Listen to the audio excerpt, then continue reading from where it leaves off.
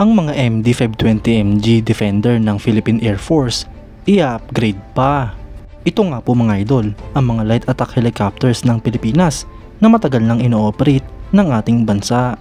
Yan ang pag-uusapan natin, pero bago yan, kung bago ka lang sa aking channel, huwag mong kalimutang mag-like, subscribe at i-hit mo na rin ang notification bell button para lagi kang updated sa mga bagong videos natin.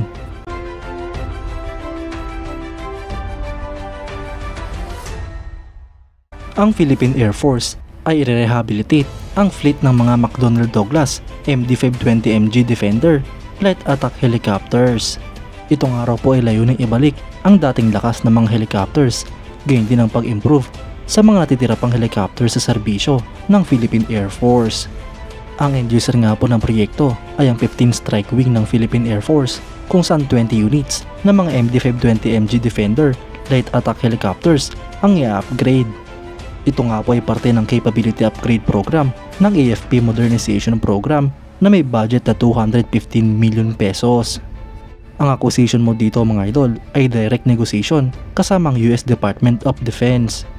Habang ang pondo naman ay mula sa GAA funds ng AFP Modernization Program Trust Fund. Ang winning proponent nga po sa proyekto ay ang US Department of Defense, habang ang produkto namang i-deliver nila ay ang mga overhaul engines, supply ng mga parts at pag-service para sa 20 units ng MD-520MG helicopters at integrated logistics support package. Ang pag-overhaul at pag-upgrade sa mga helicopters ay nakaplanong i-procure mula sa public bidding.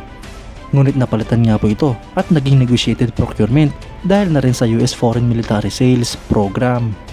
Ang McDonnell Douglas Helicopter Systems MD-500 Defender ay isang light multi-role military helicopter na nakabase sa MD-500 Light Utility Helicopter at sa OH-6 Causi Light Observation Helicopter. Sinimulan nga po itong i-manufacture noong 1976 hanggang sa kasalukuyan at unang itong lumipad noong 1976 din.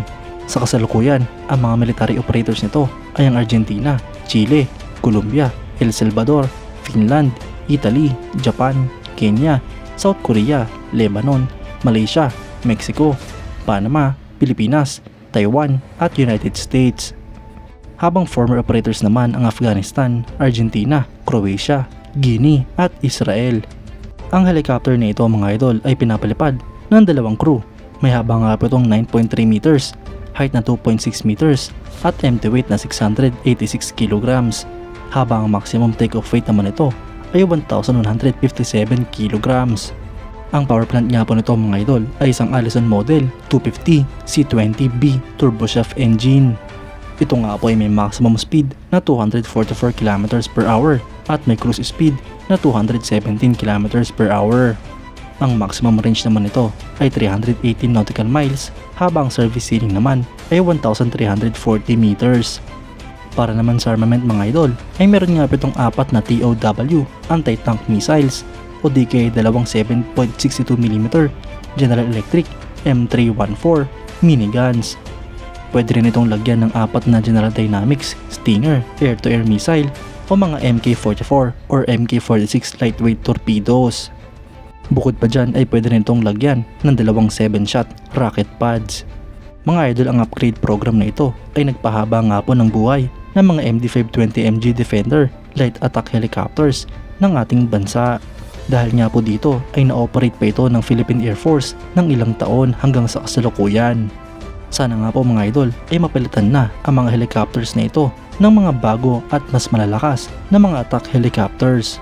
Dapat na nga pong magkaroon ng additional acquisition project para sa mga attack helicopters ng ating bansa. Kulang nga po ang 6 na units na mga brand new na T-129B attack helicopters mula sa Turkey. Dapat nga po sana ay makabuo ng 3 squadron ng mga attack helicopters upang mas maging capable ang Philippine Air Force. Kayo mga idol, anong masasabi nyo? Comment down below for your thoughts and opinions. At yan nga lang po ang pag-uusapan natin ngayon mga idol. Maraming salamat sa panonood. Huwag nyo rin kalimutang mag-like at subscribe bilang suporta sa ating channel. Mabuhay kayo mga idol!